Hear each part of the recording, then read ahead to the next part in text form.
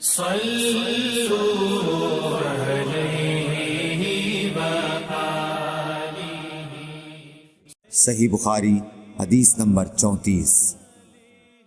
رسول اللہ صلی اللہ علیہ وسلم نے فرمایا کہ 4 عادتیں جس کسی میں ہوں تو وہ خالص منافق ہے، اور جس کسی میں ان 4 میں سے ایک عادت ہو تو وہ بھی نفاق ہی ہے جب تک اسے نہ چھوڑ دے۔